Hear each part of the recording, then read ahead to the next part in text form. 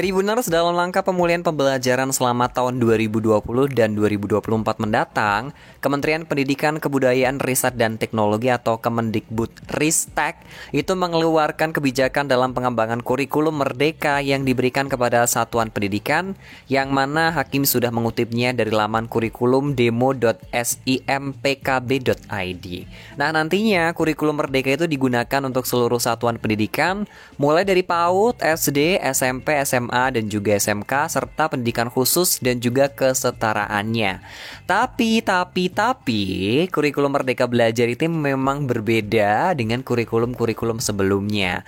Hakim sudah mengutip juga dari buku saku Tanya Jawab Kurikulum Merdeka, di mana disebutkan kalau kurikulum merdeka itu adalah kurikulum dengan pembelajaran intrakurikuler yang beragam, di mana konten akan lebih optimal agar peserta didik memiliki cukup waktu dalam mendalami konsep dan menguatkan kompetensinya. Nah, dengan kurikulum yang seperti ini itu bisa membantu guru untuk memilih berbagai perangkat ajar yang menyesuaikan kebutuhan belajar dan juga minat dari peserta didik.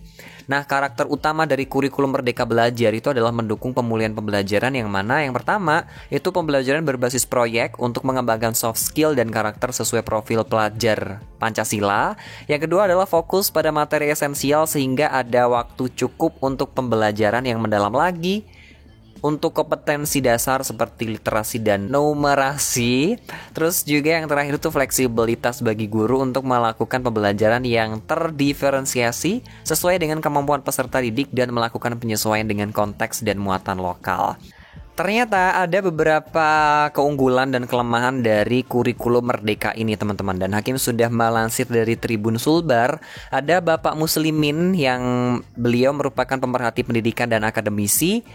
Beliau mengungkapkan bahwa ada plus dan minusnya juga dari kurikulum merdeka ini. Yang pertama, kita bakal bahas dulu kelebihannya. Jadi kelebihan dari kurikulum merdeka itu adalah lebih sederhana dan juga mendalam. Jadi kurikulum merdeka ini lebih terfokus pada materi yang esensial dan pengembangan kompetensi peserta didik pada fasenya masing-masing.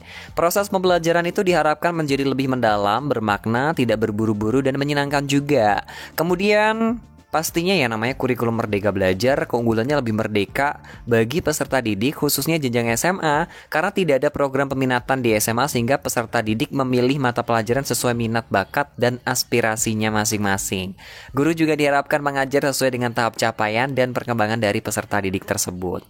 Sekolah juga punya wewenang untuk mengembangkan dan mengelola kurikulum pembelajaran sesuai dengan karakteristik satuan pendidikan dan peserta didik. Ada juga kelebihan yang ketiga dari kurikulum Merdeka Belajar, itu adalah lebih relevan dan interaktif, karena pembelajaran melalui kegiatan proyek itu memberikan kesempatan lebih luas kepada peserta didik untuk secara aktif mengeksplorasi isu-isu aktual, misalnya kayak isu lingkungan, kesehatan, dan lain sebagainya, yang mana isu-isu ini mendukung pengembangan karakter dan kompetensi profil belajar atau pelajar Pancasila.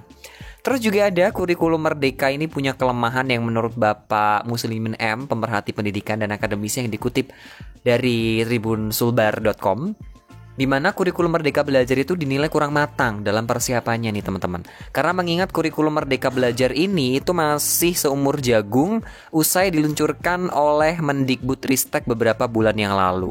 Dan kurikulum Merdeka Belajar ini masih perlu dilakukan pengajian lagi serta evaluasi yang lebih dalam agar keefektivitasan dan juga ketepatannya itu bisa diterapkan dalam pembelajaran. Kemudian sistem pendidikan dan pengajaran itu di kurikulum Merdeka Belajar juga belum terencana dengan baik. Pada bagian prosedur pelaksanaan pendidikan dan pengajaran pada kurikulum Merdeka Belajar belum membahas upaya peningkatan kualitas pendidikan di Indonesia. Jadi bisa disimpulkan bahwa kurikulum Merdeka Belajar itu belum menuju kepada sistem pendidikan dan pengajaran yang terencana dengan baik. Selain itu juga kurangnya sumber daya manusia dan sistem dari kurikulum Merdeka Belajar ini belum terstruktur dengan baik. Ada juga kurikulum Merdeka Belajar dinilai kurang matang dalam persiapannya, ya kayak yang Hakim tadi bilang. Mengingat emang ini baru diluncurkan beberapa bulan yang lalu ya. Dan yang kelima, kurikulum Merdeka Belajar itu kenapa disebut sebagai kurikulum yang belum terstruktur karena sumber daya manusianya? Karena kalau kurikulum baru pasti butuh sosialisasi yang lebih banyak dan memerlukan persiapan yang lebih matang biar mempunyai sistem yang terstruktur dan juga sistematis gitu teman-teman. Selain itu juga perlu persiapan guru dan juga pengajar sumber dayanya itu sebagai pelaksana kurikulum tersebut.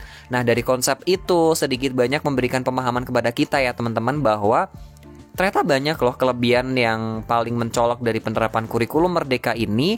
Itu adalah proyek tertentu yang harus dilakukan oleh para peserta didik atau siswa-siswa. Jadi mereka itu bisa membuat pembelajaran lebih efektif juga, dan mereka bisa mengeksplor dirinya masing-masing lebih fleksibel dan memberikan ruang yang cukup luas untuk para peserta didik dengan berinovasi, terus juga mengembangkan bakat, karakter individu, termasuk memberikan mereka ruang yang cukup untuk gurunya mendalami konsep dari materi ajar itu. Nah, sedangkan kekurangannya itu bisa kita garis bawahi kalau penggunaan kurikulum Merdeka Belajar ini dinilai masih belum matang ya, baru umur jagung ya. Jadi terlihat banget kurangnya kompetensi sumber daya manusia untuk melaksanakan kurikulum ini, dan tentunya ini normal sebagai sistem yang relatif masih baru gitu ya, butuh banyak evaluasi, butuh banyak PR ya dari kurikulum Merdeka Belajar ini. Tapi mau gimana lagi, kita sebagai masyarakat yang biasa sih, kita tinggal mendukung. Kalau ada yang kurang ya kita boleh mengkritiknya juga dengan kritik-kritik yang sopan pastinya. Dan ini dulu Tribuners, kita ngebahas soal kurikulum Merdeka Belajar untuk Indonesia, kurikulum merdeka dan sistem pendidikan di Indonesia. Semoga bermanfaat, semangat buat kamu para guru dan para siswa yang mendengarkan ini. Hakim juga ikut merasakan kebaruan dari kurikulum Merdeka Belajar ini. Thank you for the time. Cuci tangan sampai bersih. Cukup sekian dan terima kasih. See you. Bye.